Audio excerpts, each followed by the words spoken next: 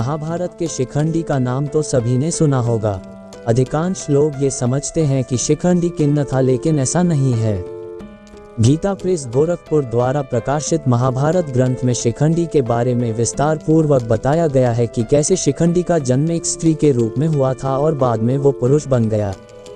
दोस्तों, आगे जानेंगे शिखंडी से जुड़ी रोचक कथा। इनसे पहले आपने अभी तक हमारे इस चैनल को सब्सक्राइब नहीं किए हैं तो आप इस चैनल को सब्सक्राइब कर लें ऐसे ही जानकारी पाने के लिए। तो चलिए बिना समय गवाए शुरू करते हैं आज का ये प्रसंग। मित्रों, सबसे पहले जानेंगे कि जब पितामह भीष्म ने किया अम्बा का अपमान। महाभारत के अनुसार एक बार काशी की राजकुमारियों अम्बा, अंबिका और अंबालिका का स्वयंवर हो रहा था। उस स्वयंवर में जाकर भीष्म अपने छोटे भाई विचित्रवीर्य के लिए उन तीनों राजकुमारियों को हर ले आए थे।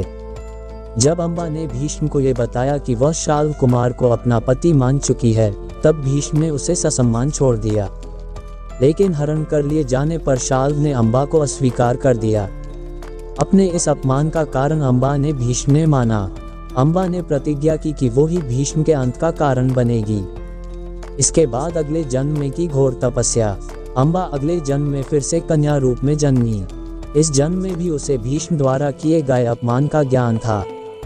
युवा होने पर उसने घोर तपस्या की और भगवान शिव को प्रसन्न कर लिया। महादेव ने वरदान दिया कि अगले जन्म में तुम भीष्म की मृत्यु का कारण जरूर बनोगी।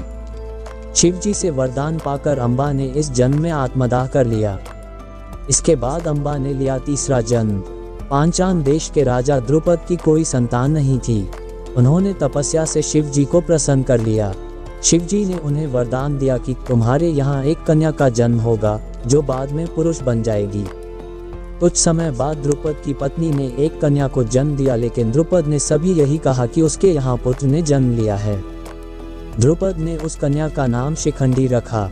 शिखंडी के युवा होने पर राजा द्रुपद ने उसका विवाह राजा हिरण्यवर्मा की पुत्री से करवा दिया। विवाह के बाद हिरण्यवर्मा की पुत्री ने अपने पिता को बता दिया कि उसका विवाह एक पुरुष से नहीं स्त्री से हुआ है। क्रोध में आकर राजा हिरण्यवर्मा ने पांचाल देश पर हमला कर दिया। ये देख शिखंडी घबरा गई और वन में भाग गई। उस वन में स्थूलकर्ण नाम का एक यक्ष रहता था। स्थूलकर्ण के पूछने पर शिखंडी ने उसे पूरी बात सच सच बता दी।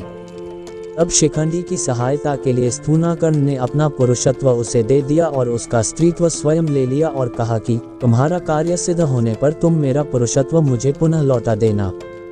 इस तरह पुरुष के रूप में शिखंडी अपने घर पहुंची तो राजा द्रुपद बहुत प्रसन्न हुए। राजा हिरण्यवर्मा ने अपने नगर लौट गए। स्थूलकर्ण की बात जब यक्षों के राजा कुबेर को पता चली तो उन्होंने उसे श्राप दे दिया, जब तक शिखंडी की मृत्यु नहीं होती तब तक उसे स्त्री रूप में रहना होगा। इस तरह स्त्री रूप में जन्म लेने के बाद शिखंडी पूर्ण पुरुष बन गया।